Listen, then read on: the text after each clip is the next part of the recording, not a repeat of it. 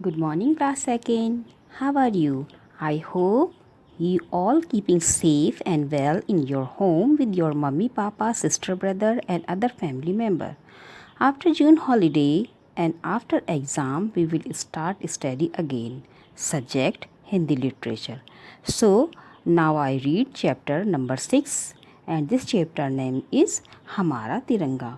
So everybody see and listen carefully this chapter. Now I start chapter number 6 हमारा तिरंगा। हर स्वतंत्र देश का एक झंडा होता है, उसे राष्ट्रीय झंडा कहते हैं। हमारे देश का भी एक राष्ट्रीय झंडा है। यह 3 रंग का है, इसलिए इसे तिरंगा भी कहा जाता है। हमारे देश के झंडे में 3 रंग की पट्टियाँ हैं। सबसे ऊपर की पट्टी केसरिया रंग की है, बीच की पट्टी सफ़ेद रंग की है, सबसे नीचे की पट्टी हरे रंग की है। सभी पट्टियों की चौड़ाई समान होती है। सफ़ेद पट्टी पर नीले रंग का एक चक्र बना होता है, इसे अशोक चक्र कहते हैं। इसमें 24 तीलियां होती हैं। हमारे राष्ट्रीय झंडे की लंबाई चौड़ाई से 1.5 गुनी होती है।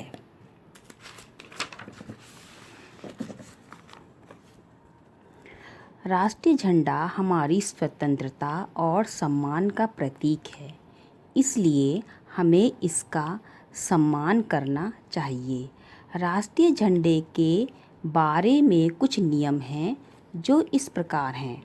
नंबर 1, राष्ट्रीय झंडा फहराते समय केसरिया रंग की पट्टी सदा ऊपर की ओर रहनी चाहिए। नंबर 2, राष्ट्रीय झंडे को सुबह से शाम तक ही फहराना चाहिए। सूरज के छिपने पर इसे उतार लेना चाहिए।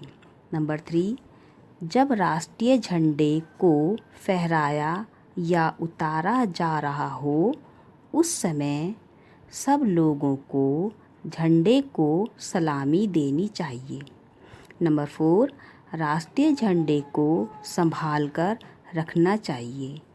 यह ना तो मैला हो और ना फटने पाए। नंबर 5, मैला या फटा हुआ झंडा कभी नहीं फहराना चाहिए।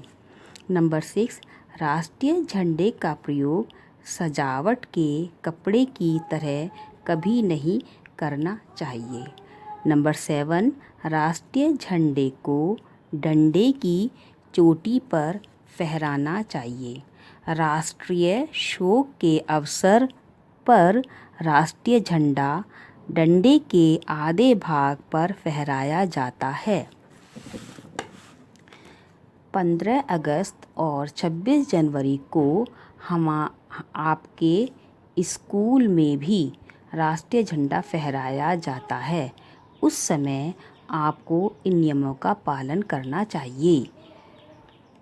बच्चों, आपने लेसन सुना, मैंने आपके सामने ये लेसन पढ़ा, तो आप घर पर भी रहकर इस लेसन को पढ़िएगा और अच्छे तरीके से काम कीजिएगा। बहुत सफाई से एक पेज पर एक ही काम कीजिएगा और जो भी हम काम आपको सेंड कर रहे हैं वो याद भी कीजिएगा।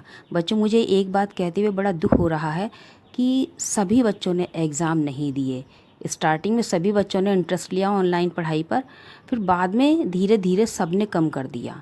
आप रोज़ाना जैसे खाना खाते हैं, खाने की ज़रूरत होती है, उसी तरीके से बच्चों हमें पढ़ाई की भी ज़रूरत है।